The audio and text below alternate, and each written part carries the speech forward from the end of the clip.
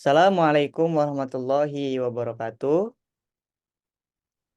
Waalaikumsalam warahmatullahi wabarakatuh. Perkenalkan, nama saya Muhammad Zaki Imani dengan NIM 1707623060 dari Program Studi Pendidikan Bisnis Fakultas Ekonomi Universitas Negeri Jakarta. Apa kabar teman-teman semua? Alhamdulillah baik. Alhamdulillah, semoga selalu dan senantiasa di dalam dan diberikan kesehatan oleh Allah Subhanahu wa Ta'ala. Amin. Nah, pada kesempatan kali ini, izinkan saya memaparkan sebuah materi yang berkaitan dengan mata kuliah pengantar manajemen. Sebentar, saya akan share screen terlebih dahulu.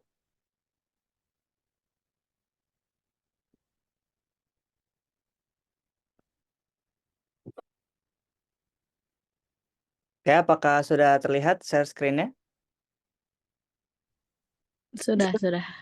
Nah, pada kesempatan kali ini, teman-teman, kita akan belajar mengenai proses manajemen masa kini. Nah, sebelum kita masuk ke Ya. dalam pokok inti pembahasan, sebelumnya kita harus mengetahui nih, apa itu arti dari manajemen. Nah, dalam Kamus Besar Bahasa Indonesia atau yang biasa kita singkat dengan KBBI, diterangkan apabila kata manajemen memiliki arti penggunaan sumber daya efektif untuk mencapai sasaran. Kemudian juga memiliki arti pimpinan yang bertanggung jawab atas jalannya perusahaan dan organisasi. Nah, pengertian manajemen secara umum adalah sebuah proses yang dilakukan seseorang dalam mengatur kegiatan yang dikerjakan individu atau kelompok. Sistem atau manajemen harus dilakukan untuk memenuhi target yang akan dicapai oleh individu atau kelompok tersebut dalam sebuah kerjasama dengan mengoptimalkan sumber daya yang ada. Nah, kemudian selanjutnya secara harfiah. Tadi kita sudah membahas secara umum ya. Sekarang kita membahas secara harfiah. Kita bisa mendefinisikan manajemen sebagai sebuah cara agar tujuan dapat dicapai secara teratur dan juga terarah. Manajemen mau tidak mau memang diperlukan dalam segala aspek kehidupan, baik itu manajemen untuk kegiatan individu maupun kegiatan kelompok. Ya. Seperti yang juga kita ketahui, bahwasannya ilmu manajemen terus berkembang hingga saat ini.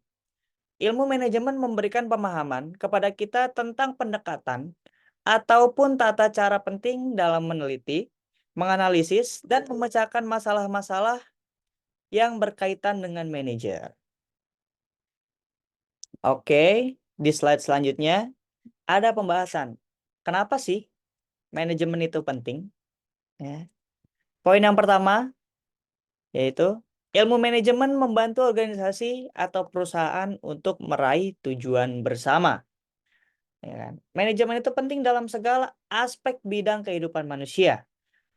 Di luar dari bidang ekonomi atau bidang-bidang yang lainnya, itu semua memerlukan manajemen. Ya kan? Tanpa kita sadari pun sehari-hari kita itu memanajemen waktu kita. Ya, contoh misalkan paginya sholat subuh, ya kan? Setelah itu sarapan dan lanjut sampai malam, itu adalah proses dari manajemen. Apa contohnya? Yaitu manajemen waktu. Nah, ilmu manajemen ini membantu organisasi atau perusahaan untuk meraih tujuan bersama. Kalau semua yang sudah ditetapkan oleh perusahaan atau organisasi itu sudah tertata rapi, termanage, maka jalan untuk meraih tujuan bersama itu akan lebih mudah. Kemudian yang kedua, ilmu manajemen membantu manusia untuk mengatur dan menyusun strategi yang tepat. Ya, setelah tadi kita berkaca dengan pengertian dari manajemen, ya, ilmu manajemen dapat membantu untuk mengatur dan menyusun strategi yang tepat. Mengapa? Karena manajemen itu membahas tentang cara-cara kita meneliti, menganalisis, dan kemudian mengimplementasikannya di dalam ilmu manajemen itu sendiri. Kemudian yang ketiga, ilmu manajemen mempermudah pekerjaan manusia, khususnya dalam pengelolaan organisasi ataupun perusahaan. Ya, bagi seorang manajer atau bagi seorang ketua organisasi, ya, jikalau semuanya itu tidak termanage, maka akan sulit, akan berantakan, ya, tidak terarah dan tidak jelas. Ya, meskipun dia memiliki tujuan, tapi dia sulit untuk menggapai tujuan tersebut. Mengapa? Karena tidak adanya manajemen di dalam perusahaan atau organisasi tersebut. Nah, yang kemudian terakhir, ilmu manajemen menentukan kesuksesan kegiatan mulai dari awal hingga akhir, ya, seperti yang tadi saya contohkan saja. Ya kan, kalau misalkan dari kita bangun tidur di pagi hari itu kita melakukan manajemen waktu untuk hal-hal yang positif, maka nanti apapun yang sudah kita rancangkan untuk apa yang kita lakukan untuk hari itu pasti akan tercapai dengan mudah. Kira-kira seperti itu. Kemudian yang kedua itu ada POLC. Ya, POLC itu adalah sebuah singkatan dari planning atau perencanaan. Yang kedua yaitu ada organizing, yaitu pengorganisasian. Yang ketiga ada leading atau pengarahan. Yang keempat ada controlling ataupun pengendalian. Nah, saya akan membahas dulu yang pertama. Ya, ini adalah salah satu termasuk dari fungsi dari manajemen, yaitu POLC. Fungsi yang pertama yaitu fungsi perencanaan.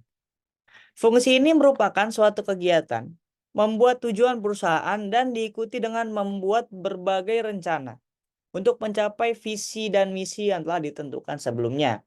Tentunya, setiap organisasi, setiap perusahaan itu mempunyai dasar visi, misi, tujuan yang kuat. Ya, jika semuanya tidak dilandaskan dengan visi, misi, dan tujuan, ya, tidak ada perencanaan dia akan bertindak nanti seperti apa, ke depannya akan bagaimana, itu maka hal tersebut akan gagal. Kemudian yang kedua yaitu ada organizing atau pengorganisasian. Fungsi ini merupakan suatu kegiatan pengaturan pada sumber daya manusia dan sumber daya lain yang dimiliki oleh perusahaan untuk menjalankan rencana sehingga mencapai tujuan perusahaan. Ya, setelah kita merencanakan visi, misinya, tujuannya seperti apa, ya setelah kita semuanya rancang, baru kita organisir, ya. Baik itu dari sumber daya manusia maupun dari sumber daya yang lainnya, ya. Contohnya, kita sudah mulai membagi bagian-bagian dari karyawan atau anggota kita. Kemudian kita sudah mengorganisir sumber daya mana yang bisa habis, sumber daya mana yang awet dan segalanya. Nah, yang ketiga itu ada leading ataupun pengarahan, ya. Fungsi ini adalah suatu fungsi kepemimpinan dari seorang manajer untuk meningkatkan efektivitas dan efisiensi kerja secara maksimal. Juga untuk menciptakan lingkungan kerja yang sehat, dinamis, dan juga sebagainya.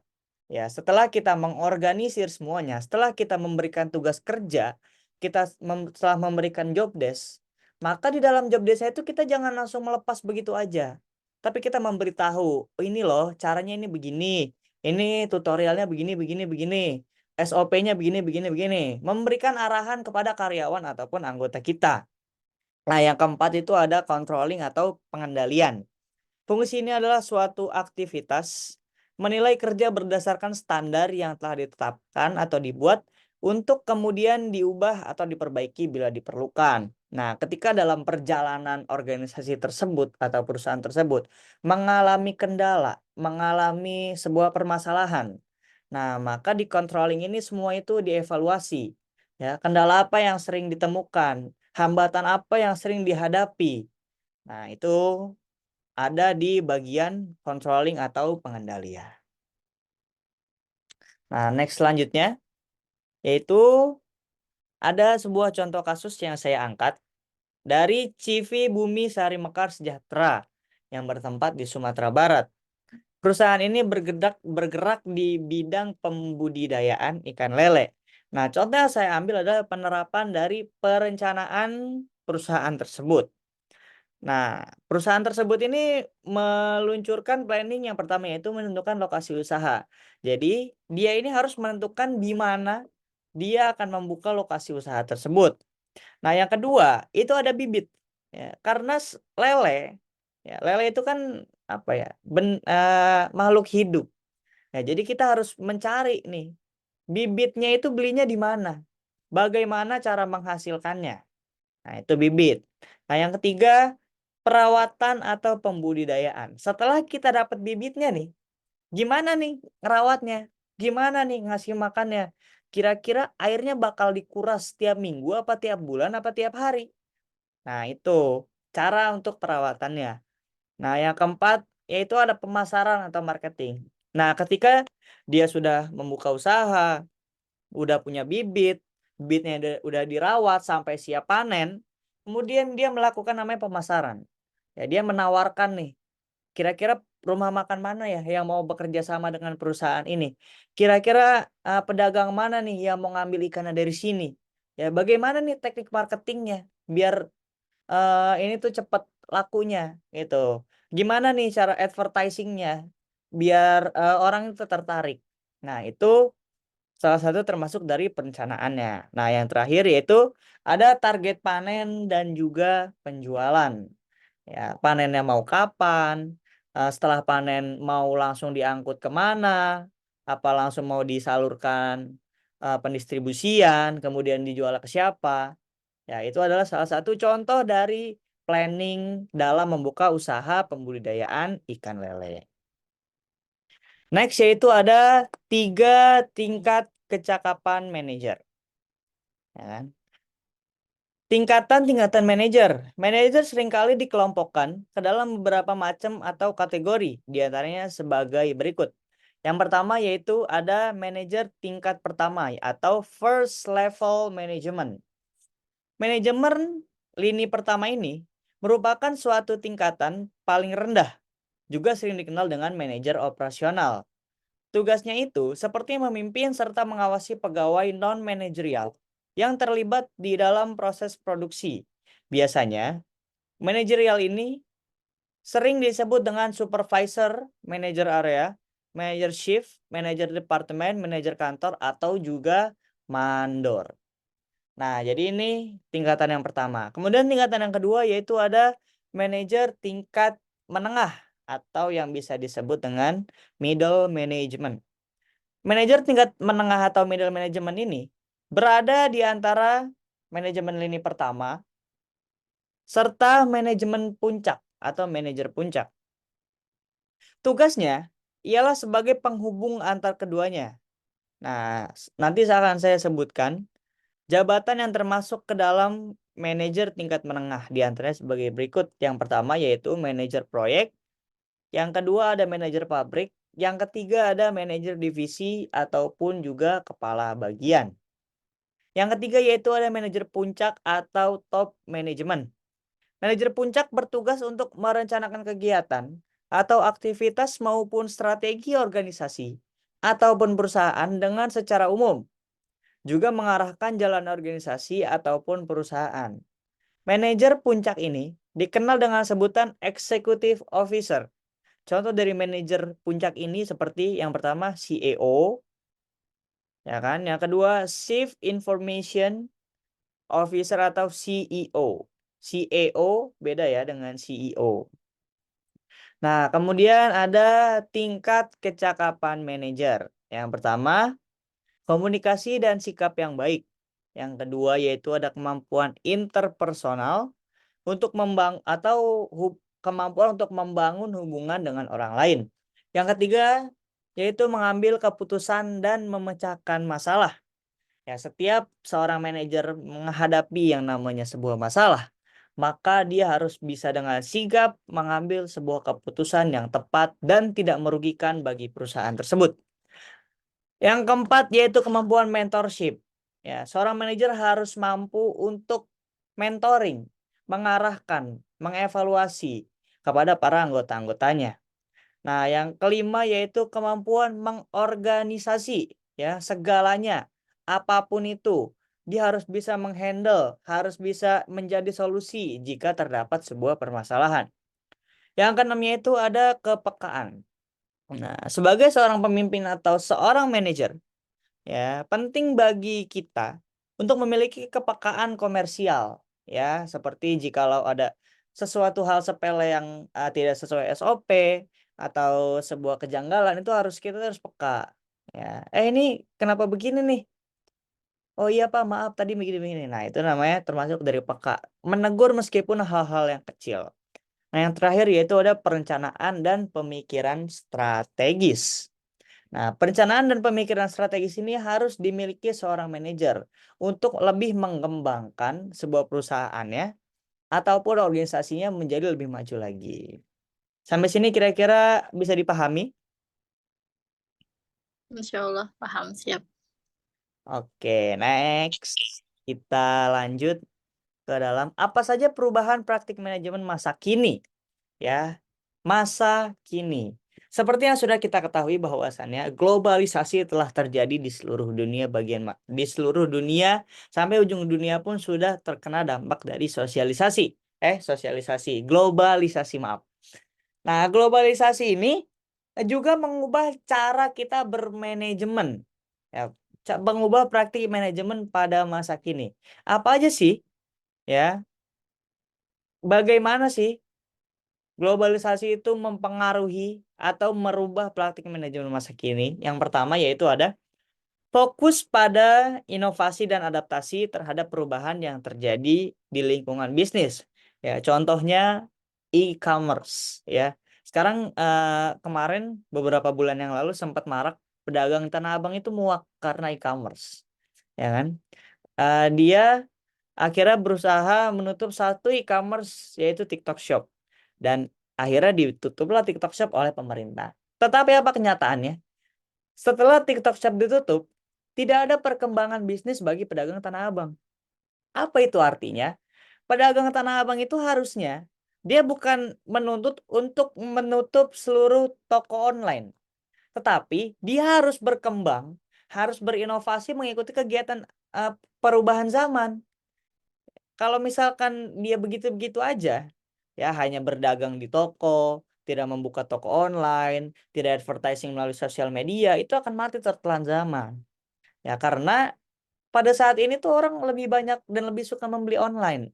Ya, di sisi lain harganya lebih miring, kemudian menghemat biaya, juga menghemat tenaga, gitu loh. Ya, jadi harus fokus pada inovasi dan adaptasi perubahan yang terjadi di lingkungan bisnis. Nah, yang kedua, peningkatan keterlibatan karyawan dalam pengambilan keputusan. Nah, yang kedua ini, jadi kita tuh sebagai manajemen itu harus demokratis, ya kan? Jangan kita tuh bersifat otoriter. Nah, jika ada masukan dari karyawan yang baik dan bagus untuk perusahaan, itu harus kita dengarkan. Jangan kita otoriter, maunya itu sesuka-suka kita aja. Gitu loh, itu nggak baik. Mengapa? Karena pemikiran orang itu beda-beda dan kita mempunyai kapasitas otak yang berbeda-beda. Bisa jadi seorang karyawan ini sebetulnya lebih mampu dan lebih mumpuni daripada kita. Nah, maka dari itu, sebagai seorang manajer kita harus bersikap demokratis dan menerima pendapat dari semua pihak, meskipun itu dari karyawan kita sendiri. Yang ketiga, peningkatan penggunaan teknologi dalam manajemen bisnis, ya. Contohnya untuk kegiatan manajerial itu bisa pakai Microsoft Excel atau pakai Google Calendar, ya, untuk memanage jam-jam tertentu, kemudian pemasukan pengeluaran tertentu itu menggunakan teknologi, ya. Jadi sudah kurang relevan lah jika lo masih tulis tangan. Cuman tulis tangan itu tetap masih dibutuhkan. Nah, terus yang keempat ada peningkatan fokus pada keberlanjutan dan tanggung jawab sosial perusahaan. Yang kelima ada peningkatan fleksibilitas dan adaptasi dalam struktur organisasi. Yang keenam ada peningkatan fokus pada pengembangan keterampilan dan kompetensi karyawan. Nah, kemudian di sini ada contoh kasus penerapan manajemen perubahan dari PT Astra International Tbk. Ya, PT Astra International Tbk ini perusahaan yang bergerak di bidang otomotif, ya. Dalam lingkungan PT Astra International Tbk atau terbuka, manajemen perubahan tersebut meliputi perubahan di dalam struktur organisasi, proses, tata laksana sumber daya manusia, pola pikir, dan budidaya kerja. Astra terus melakukan perubahan sejalan dengan prinsip Kaizen atau continuous improvement, serta menggunakan peta perjalanan manajemen transisi untuk merealisasikan, yaitu yang pertama ada stagnation, yang kedua ada preparation, ketiga implementation, yang keempat determination, dan yang kelima fruition. Nah, yang kelima itu ada tantangan manajemen pada lingkungan global. Yang pertama itu ada perubahan lingkungan yang cepat dan tidak terduga. Jadi kadang kita itu tidak aware gitu. Kita itu tidak menyadari bahwasan dunia itu sudah berubah. Ya, ketika kita berjualan sudah lama, kita berusaha, berbisnis itu sudah lama, ya kan, dan kita masih mengandalkan cara yang sangat primitif, ya itu akan tertinggal oleh zaman, ya karena perubahan lingkungan yang cepat dengan sentuhan teknologi dan globalisasi. Tuh, yang kedua yaitu ada kompetisi global, ya. Kompetisi global itu dimaksudkan dengan karena terjadinya globalisasi. Jadi persaingan ini tidak hanya terjadi dalam dunia, di dalam dunia apa namanya, eh, nasional saja, tapi juga masuk ke dalam ranah atau kancah internasional. Nah, yang ketiga yaitu kepemimpinan lintas budaya. Ini yang sulit sekali. Terkadang para manajer itu mempunyai sifat seperti ini. Kepemimpinan lintas budaya adalah bagaimana seorang manajer bisa membawa bawahannya atau para karyawannya yang berbeda budaya untuk menyatukan pikirannya dan membentuk sebuah inovasi yang baru. Nah, ini yang terkadang susah karena budaya yang ada di Indonesia itu sangat banyak.